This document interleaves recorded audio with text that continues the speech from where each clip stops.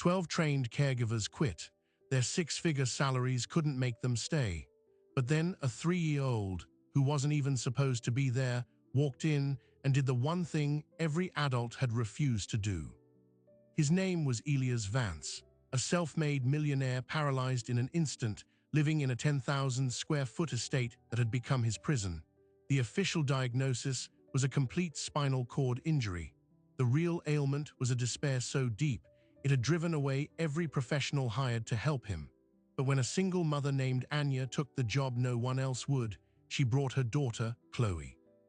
And in doing so, she unknowingly set in motion a chain of events that would challenge everything we think we know about healing, human connection, and who holds the real power in a relationship between the served and the servant. To understand the sheer scale of what was broken, you have to understand what Elias Vance had built. From a two-man tech startup in a garage to Vance Systems, a company valued at over $400 million. His was a story of relentless control, of forging reality to his will. Then, on a rainy Thursday evening 18 months ago, a patch of black ice on the highway, a skid, a guardrail. The paramedics found him conscious, trapped in the wreckage, able to dictate his lawyer's phone number but unable to feel his legs. The diagnosis was T10 complete paraplegia. The life he knew was over. The estate was not a home. It was a monument to a life that no longer existed. Floor-to-ceiling windows showed a world he could observe but not touch. Every hallway was wide enough for his wheelchair, every surface was polished to a sterile gleam. And there were rules, 34 of them, printed and laminated, distributed to every staff member. Rule 7, do not rearrange items on any surface. Rule 12, do not speak to me unless spoken to. Rule 22, the study door remains closed at all times. He cycled through caregivers like spare parts. A physical therapist who suggested, too cheerfully, that attitude was half the battle, gone in a week. A nurse who adjusted his blanket without asking, dismissed by the end of her shift. The agency's final report, which he never saw, used phrases like hostile work environment and emotionally volatile. The truth was simpler. Every attempt to help him felt like a confirmation of his helplessness. Every kind word felt like pity. And Elias Vance had spent his entire life despising pity. On the other side of the city, in a small apartment that smelled of damp and old cooking, Anya Petrova was running out of time. Her alarm buzzed at 4:38 in the morning. Not 4:30, not 4:45, 4:38. That was the exact calculation. 22 minutes to get herself ready in the dark, 7 minutes to prepare Chloe's lunch and bottle, 19 minutes for the bus ride if the transfer was on time. She slept on the sofa so Chloe could have the bedroom. The rent was 2 weeks late. She found the listing for the live-in caregiver position online. The pay was triple her current cleaning jobs. The description was brief, clinical, full-time care for individual with spinal cord injury, private estate, must be resilient. The word, resilient, was a red flag she couldn't afford to heed. She called from a payphone, her voice steady, as she lied about her extensive nursing experience. The exhausted voice on the other end, the agency's last recruiter still assigned to the Vance account, scheduled an interview for the next day. He didn't sound hopeful. He sounded like a man reading from a script.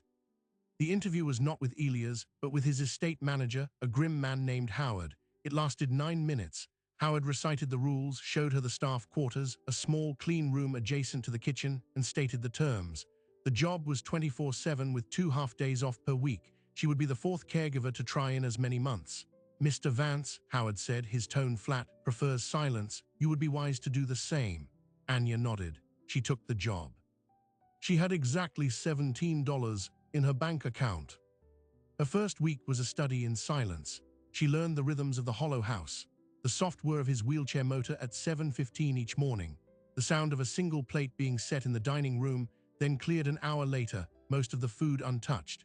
She cleaned, she prepared meals according to a strict dietary plan, she performed the necessary physical care with a clinical efficiency she'd learned from online videos, her heart hammering against her ribs.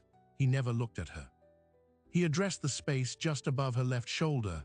His voice, when he used it, was dry and cold, like pages turning in an empty library. But here is where the first fracture in the plan appeared. Her childcare, a fragile network of favors from equally struggling neighbors, collapsed. Her usual sitter cancelled. Then the backup. Anya stood in her tiny kitchen, the phone in her hand, staring at the peeling linoleum. She could call in sick and lose the job, or she could break the most fundamental unspoken rule. She bundled Chloe, her 3-year-old with wide, curious eyes and a worn stuffed fox named Pip, into her coat. "We're going on an adventure, sweetheart," she whispered, her voice tight. "You have to be very, very quiet." She smuggled Chloe into the staff quarters, a room with a bed and a small table. She brought coloring books, crackers, a sippy cup. "Mama has to work just outside," she said, kneeling to meet her daughter's eyes. "You stay here and be my brave girl, don't open the door." Chloe nodded, solemn. Anya closed the door, her hand trembling on the knob. She spent the morning cleaning the east wing, her ears straining for any sound from the little room. Every creak of the house made her jump. She delivered Elia's lunch tray to the study, placing it on the side table as usual. He was at the window, a silhouette against the grey sky. As she turned to leave, her blood ran cold. From down the hall, faint but unmistakable, came the sound of a small, off-key song. Elia's head turned slowly. What was that? Anya froze. I'm sorry, Mr. Vance. The radio in the kitchen must be on." He stared at her, his gaze finally, fully locking onto hers. It was the first real contact they'd had. His eyes were not angry. They were deeply, profoundly tired. "There is no radio in the kitchen," he said quietly, and then he turned back to the window, dismissing her. The dismissal was worse than anger. It was indifference. She fled to the hallway, leaning against the wall, breathing hard. She had survived the moment, but the house, with its silent master and its whispering halls, no longer felt like just a workplace. It felt like a trap she had just baited for herself and her child, and she had no idea how to get out. The silence that followed was worse than any outburst. For 3 days, Elias said nothing about the sound he'd heard. He followed his routine with a mechanical precision that felt more threatening than anger. Anya moved through the house like a ghost, waiting for the dismissal she was sure would come. She kept Chloe hidden, the guilt a constant, sour taste in her mouth. But a 3-year-old is not built for containment. On the 4th day, during the hour Anya cleaned the distant west wing, the door to the staff quarters, which had a latch Chloe had finally learned to work, clicked open. Chloe, with Pip the fox tucked under her arm, embarked on an expedition. She found the long, shiny hallway fascinating. Her socks made little swishing sounds. She turned a corner and found herself facing a large, dark wooden door. It was closed. She remembered her mother's rule about doors, but this one had a thin line of light underneath. It looked interesting. She sat down right there in the hallway, her back against the wall opposite the door, and began a quiet conversation with Pip about the adventures they were having. Inside the study, Elias was staring at a quarterly financial report. The numbers blurred together, meaningless symbols. He heard the tiny, murmuring voice outside his door. He froze, his pen hovering above the paper. It was the same voice from days before, the singing voice. He listened, straining to hear the words. It was a one-sided dialogue about a fox and a cracker and a very tall tree. There was no fear in the voice, no pity, just a running commentary on the world. The sound was so alien in that tomb-silent house that it didn't register as an intrusion. It registered as life, a life so small and unconcerned with his own that it was momentarily disarming. He did not open the door. He did not call out. He simply sat and listened until the murmuring stopped and the soft swishing of socks faded back down the hall. Anya discovered Chloe missing and her heart stopped. She found her sitting calmly outside the study, coloring on the back of an old envelope she'd found. She scooped her up, trembling, and rushed back to their room. But no summons came from the study, no thunderous roar, just the continuing, unbearable silence. The next day it happened again. This time Chloe brought something, a single, slightly crushed dandelion she had spotted from the window of their room. She laid it carefully on the floor directly in front of the study door, a bright yellow offering on the dark wood. Then she sat and waited. After several minutes, the door did not open. She sighed, a small put-upon sound, picked up her flower and left. Elias, watching through the barely open crack of the door he had made after hearing her approach, felt something unfamiliar, a faint, ridiculous pang of disappointment. He told himself it was nothing. He told himself he was going mad from the isolation.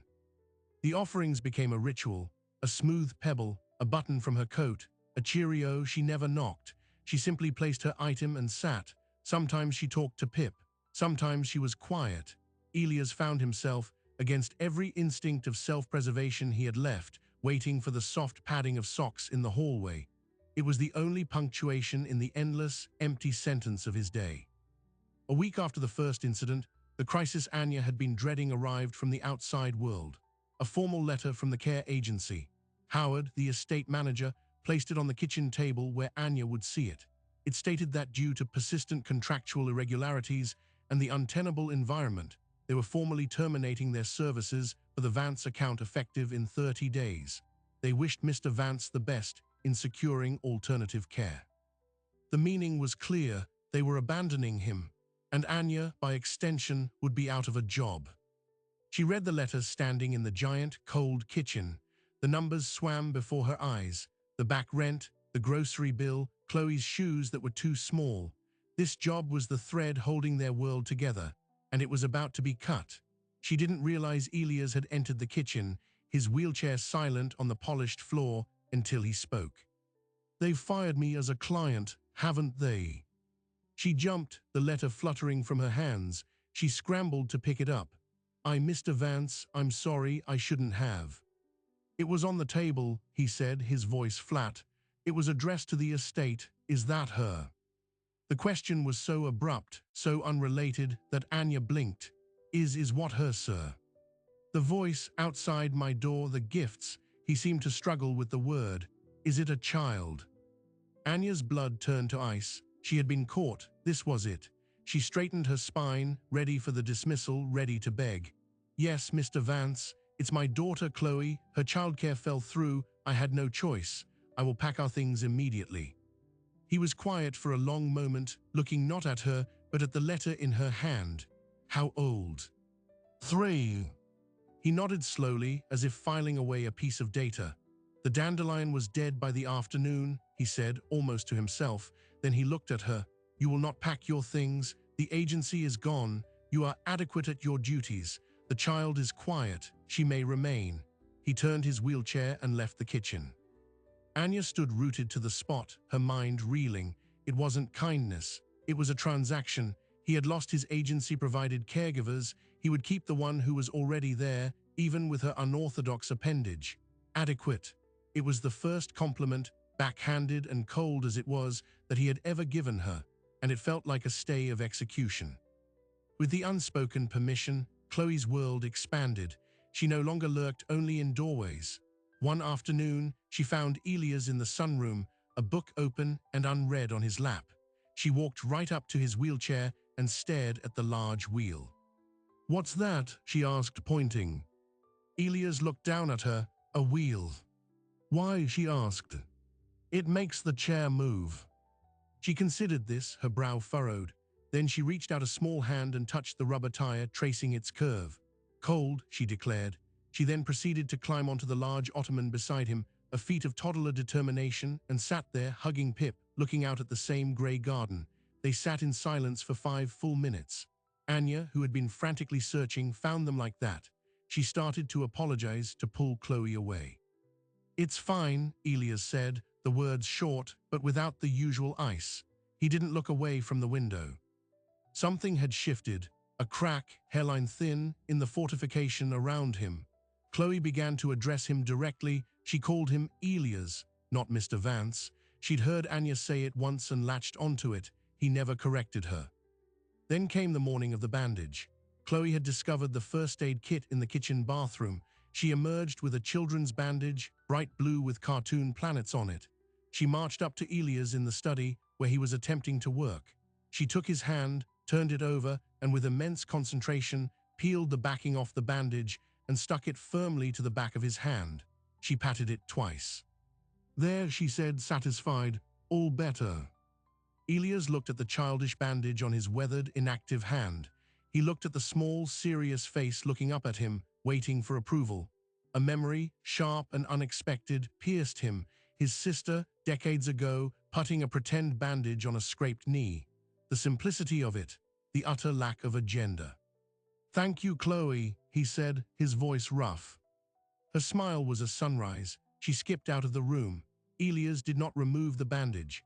It stayed on his hand for the rest of the day, an absurd, colorful flag against the gray landscape of his existence.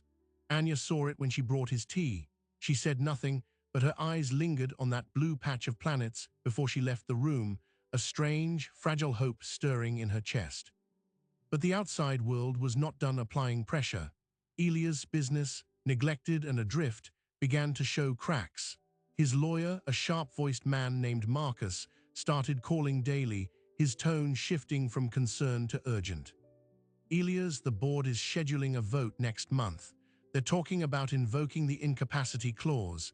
If you don't get on a call, if you don't show some sign of engagement, they will vote you out. Do you understand? Everything you built. Elias would end the call and sit in the deepening silence, the bandage on his hand feeling suddenly foolish. The two realities were colliding, the quiet, strange world of Chloe's innocent interventions and the brutal, practical world of finance and power that was about to strip him of the last thing he had, his company. Anya overheard one of these calls, the lawyer's voice tinny and frantic through the study door. She understood the stakes. If Elias lost his company, the estate would be sold. She and Chloe would be homeless anyway. Their fates improbably were now tied to his. She began doing small, unseen things. She started bringing his morning coffee to the dining table instead of leaving it outside the study.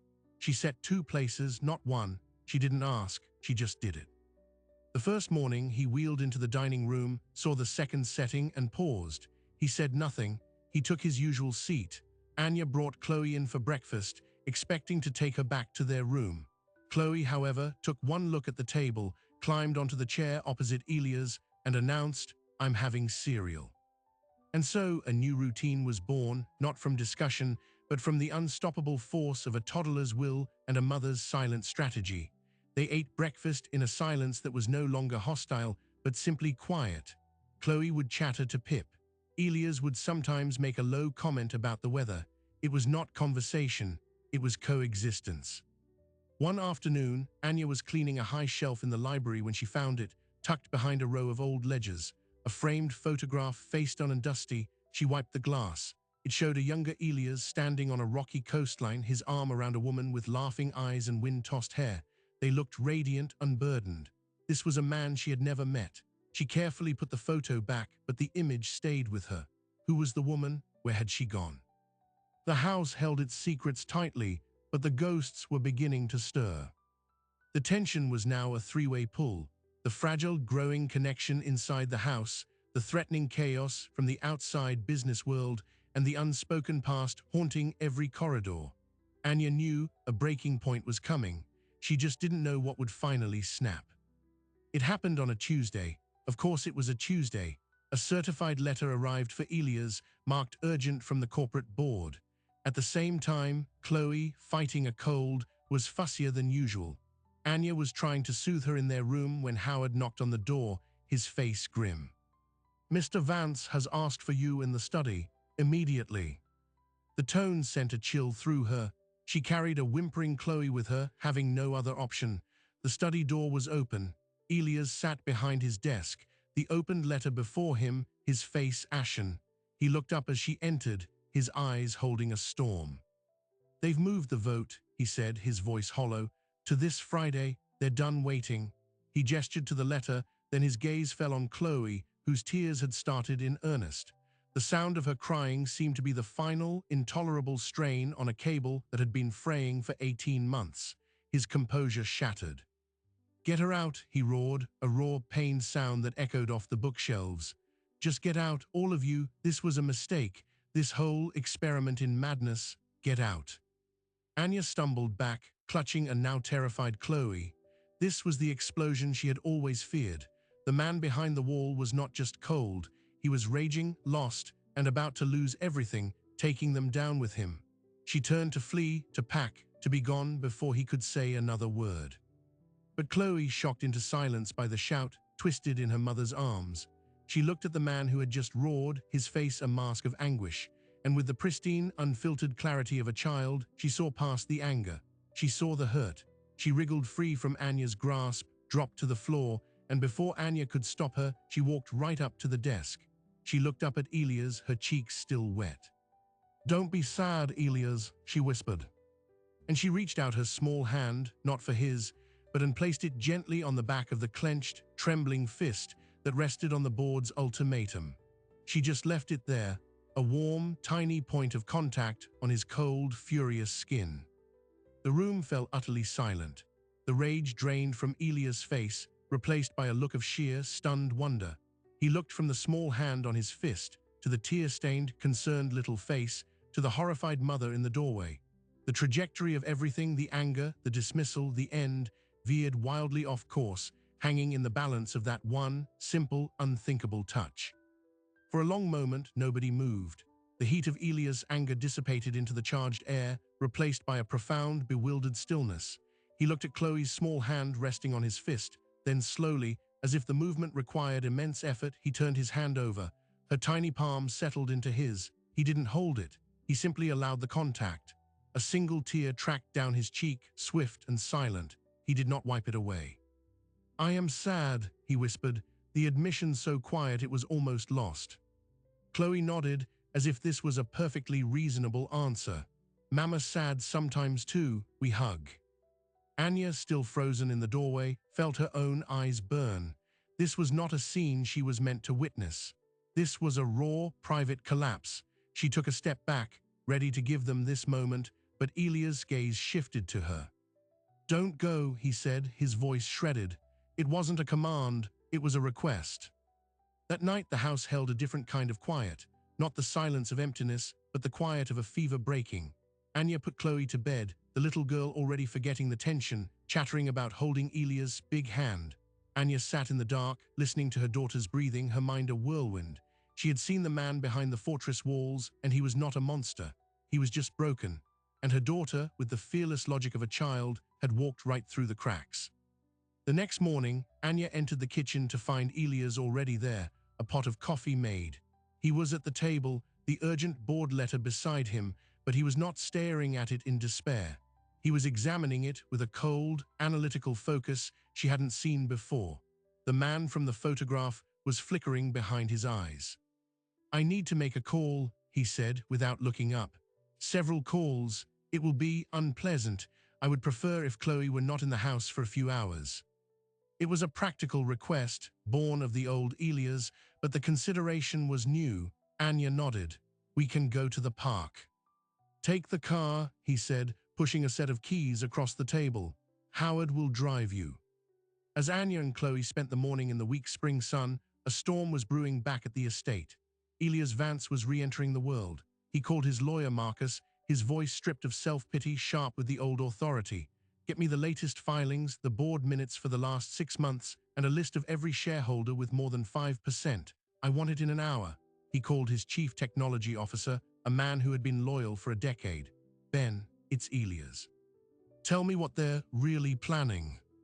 The house filled with the sound of his voice, not raised in anger, but layered with strategic intent. It was the sound of a general marshalling his forces from a besieged position. Anya returned to find him in the study, papers spread across every surface, 2 laptops open, a headset on. He looked exhausted, but alive. Truly alive for the first time since she'd known him. He worked through the night. Anya brought him sandwiches he forgot to eat. Chloe brought him a drawing, a scribble of blue and green with 2 stick figures, one tall, one small, holding hands. He pinned it to the corkboard above his desk, right next to a spreadsheet of shareholder data. But the past was not done with him. In the midst of his frantic preparation, digging through old files for a specific contract, he unearthed a box he hadn't opened since before the accident. Inside were not business documents but personal ones, photographs, ticket stubs, a dried corsage, and at the bottom a sealed envelope addressed to him in a familiar, elegant handwriting. It was from his wife, Lillian. The date on it was the day before she died. Anya found him later, sitting motionless in the study, the unopened envelope in his hand, the business papers forgotten. The haunted look was back, but deeper, more sorrowful than angry. "She wrote this," he said, not to Anya, but to the room. "The doctors said she didn't have the strength, but she did." He looked at Anya, his eyes hollow. "I never read it, I couldn't. It felt like the last word, and if I read it, then she would really be gone." Anya didn't know what to say. She simply stood there, a witness to this old, festering wound. Chloe, sensing the shift in atmosphere, wandered in and climbed into his lap, a move so bold it made Anya gasp. But Elias didn't push her away. He wrapped one arm around her, the envelope still clutched in his other hand. Chloe, unconcerned with the adult grief, patted his cheek. "It's okay," she murmured, echoing his words from the day before. "Don't be sad." The juxtaposition was unbearable. The unread letter from his dead wife and the living, breathing child offering comfort in the present. Elias closed his eyes, holding Chloe close. He did not open the letter that day. The board vote was now 48 hours away. Elias' counter-strategy was in place, a risky move involving a merger proposal from a rival firm that would dilute the current board's power. It was a Hail Mary pass. The tension in the house was now a high-wire act between past grief and future survival. Then the "it gets worse" moment arrived. It came not from the board, but from the city. A social worker appeared at the door. A neighbor, suspicious of the irregular living situation of a child in a wealthy man's estate, had made an anonymous call. The claim, possible neglect, and an unsafe environment for a minor. Howard intercepted the woman at the door, but the damage was done. She had a case number. She would be back with the proper authority to interview Anya and assess Chloe's living conditions. The implicit threat was clear. If the environment was deemed unsuitable, Chloe could be placed in temporary foster care. For Anya, this was the ultimate nightmare. The fragile stability she had built was now under the microscope of the state. Her illegal status as an unlicensed caregiver bringing her child to work, their living quarters in a private home, it was a house of cards. Elias' world was crumbling from the top down. Hers was about to be demolished from the bottom up. Elias' reaction was instantaneous and fierce. He called his lawyer back. "Marcus, drop everything. I need a family law specialist now, and get me the head of the city's social services department on the phone." He was no longer just fighting for his company, he was fighting for them. But time was against them. The social worker's visit was scheduled for the day after the board vote. 2 battles, back to back, with the same brutal stakes: loss of control, loss of home, loss of family. The night before the board's emergency meeting, Elias sat alone in the study. The letter from Lillian lay on the desk, next to his battle plans for the company and the notes from his new family lawyer, 3 separate fronts of his life, converging in one unbearable point of pressure. He picked up the envelope, his hands steady. He broke the seal. He read it, then he read it again. When he finally looked up, his face was wet, but his expression was clear. The letter did not contain a final farewell of sorrow. It was a mandate. Written in fading pencil, it was a series of instructions, loving and firm. It ended with, "Elias, my love, do not build a monument to me. I was a woman, not a saint. Live, find something that makes you get out of bed. And for God's sake, plant something that isn't a spreadsheet." He laughed, a wet, choked sound that was half sob, half relief. The ghost had not cursed him, it had freed him. He wheeled himself into the kitchen, where Anya was washing dishes, her shoulders tight with anxiety. Chloe was asleep. He placed the letter on the counter. "I read it," he said. Anya turned, wiping her hands, her eyes wide. And tomorrow," he said, a new quiet determination in his voice, "I am going to save my company. And the day after that, we are going to save your daughter. But tonight," he looked toward the garden doors, shrouded in darkness. "Tonight, I think I would like to go outside." Anya helped him with his coat. She unlocked the garden door, a door that hadn't been used in over a year. She pushed his wheelchair down the ramp onto the flagstone path. The night air was cold and sharp. He rolled forward, stopping before the stone bench he had always avoided, the one with the small, discreet plaque. In the moonlight, he could just make out the words, "For Lillian, who loved the roses." He reached out and touched the cold stone, not with grief, but with acknowledgement. Then he looked up at the bare rose bushes, skeletal in the dark. "They'll bloom again," Anya said softly from behind him. "I know," Elias replied. He took a deep breath, the first full breath he felt he'd taken in 2 years. The battle for his legacy began in the morning, the battle for their future the day after. But in that cold, dark garden, holding the words of his past and facing an uncertain future, Elias Vance was finally, truly present, and that changed everything. The morning of the board vote dawned clear and cold. Elias was dressed in a suit for the first time in 18 months. He sat at the head of the dining table, which now routinely had 3 places set, and reviewed his notes. His hands were steady. The frantic energy of the previous days had condensed into a focused calm. Anya served breakfast, her own anxiety a tight ball in her chest. Chloe, oblivious, was explaining to Pip the fox why scrambled eggs were superior to toast. At 9:45, Elias wheeled into his study and closed the door. The video conference was scheduled for 10. Anya busied herself cleaning the nearby hallway, her ears subtly tuned to the study. She heard his voice, calm and authoritative, as the meeting began. She couldn't make out the words, just the tone. It was the voice of the man who had built an empire, not the broken man by the window. Inside, Elias faced a screen of wary, skeptical faces. The board chairman, a man named Peterson, began with a somber speech about duty to shareholders and the difficult necessity of the vote. Elias let him finish. Then he began to speak. He didn't plead. He didn't rage. He presented. He laid out the merger proposal from the rival firm, Kleiner Tech, not as a surrender, but as a strategic masterstroke that would double the company's market share within 2 years. He cited numbers, projections, contractual clauses with a fluency that stunned them. He had not been idle in his isolation. He had been observing, and now he was executing. One board member, a woman named Cho, voiced the question on everyone's screen. Elias, this is impressive, but it requires leadership. Active daily leadership. Can you provide that, given your current situation? Elias didn't flinch. He looked directly into the camera. My situation has given me perspective my previous self lacked. I am not proposing to run the day-to-day. I am proposing to lead the vision. And to that end, he gestured off-screen. I have asked Ben Harper to rejoin the executive team as Chief Operating Officer, effective immediately. He has accepted. A murmur went through the virtual room. Ben Harper was respected, capable, and fiercely loyal to Elias. It was a brilliant move, addressing their concerns about his capacity without conceding defeat. The vote to oust him was tabled. Indefinitely, the meeting shifted to discussing the merger details. Elias had not just survived, he had regained control. He emerged from the study 90 minutes later, looking drained but victorious. He found Anya in the kitchen. It's done, he said simply. She let out a breath she didn't know she'd been holding. Congratulations, Mr. Vance.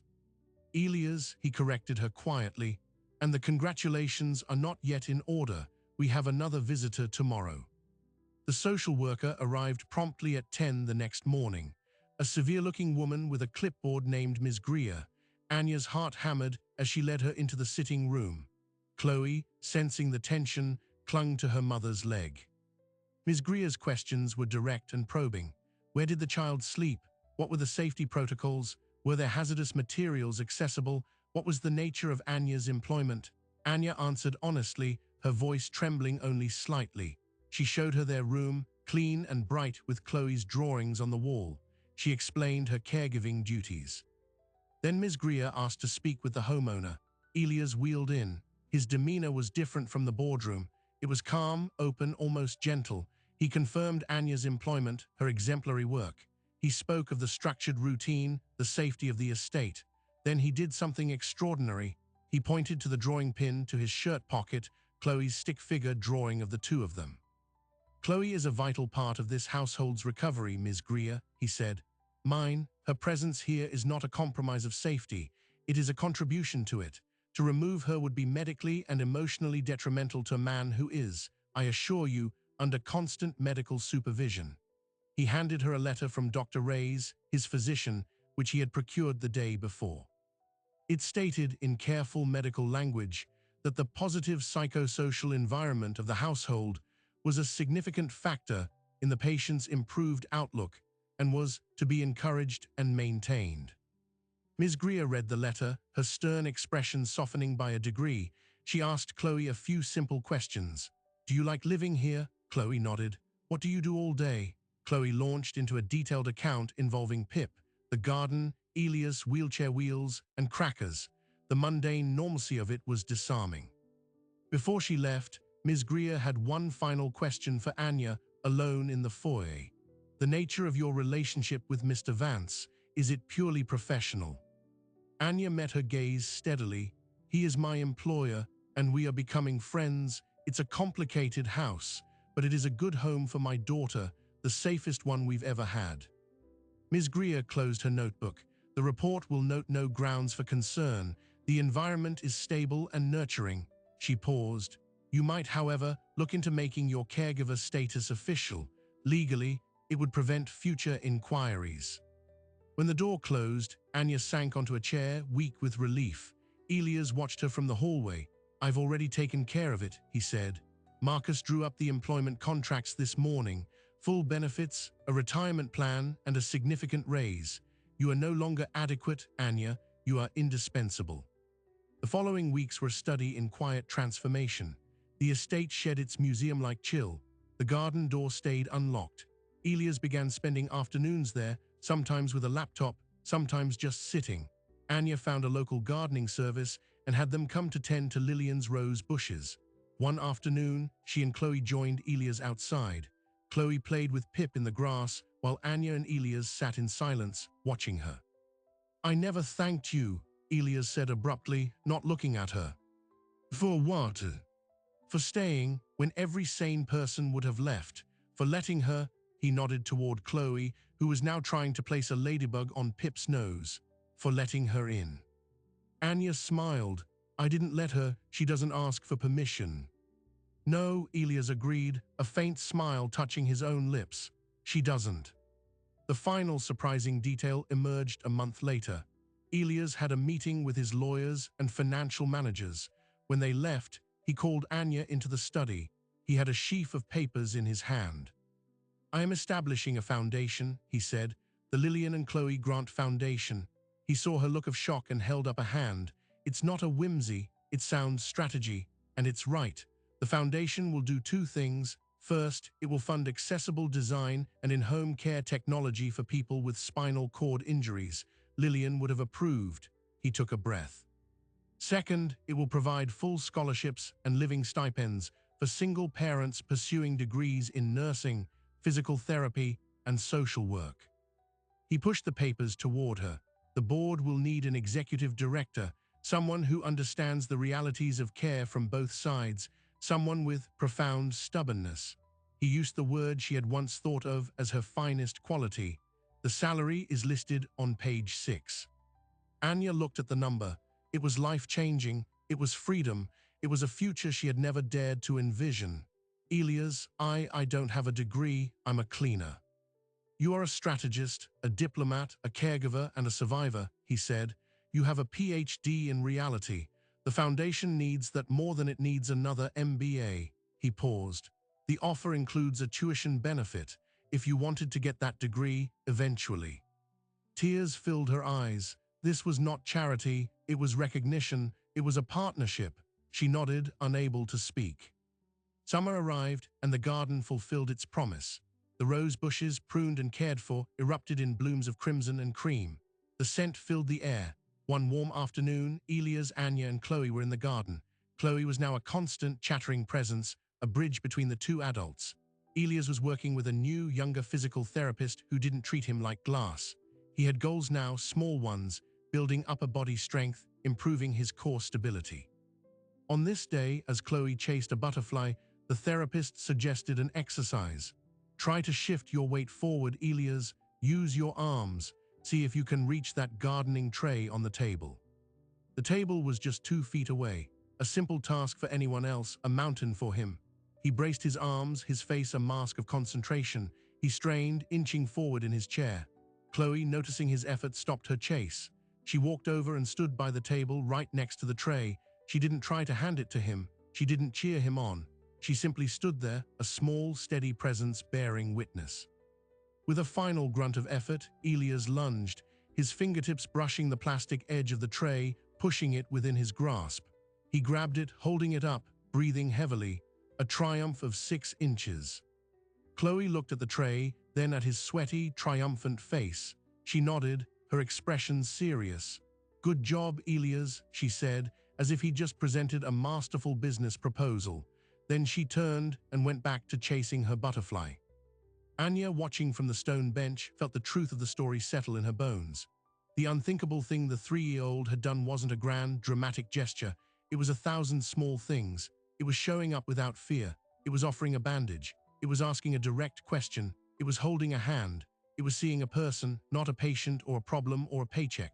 She had refused to accept the narrative of brokenness that every adult, including Elias himself, had written. And in her refusal, she had rewritten it for all of them. The house was no longer a prison or a monument. It was a home, imperfect, and still filled with the echoes of past pain, but now also with the sounds of the present. A child's laughter, the quiet discussion of foundation plans, the whir of a wheelchair moving with purpose. Elias Vance had not gotten out of his chair, but he had gotten back into his life. Anya Petrova was no longer just surviving, she was building a future. And Chloe, who had simply loved a sad man without reason or condition, had been the catalyst for it all. This is where our story rests, not ends. In a garden coming back to life, with the future finally, tentatively blooming. So what do we take from a story like this?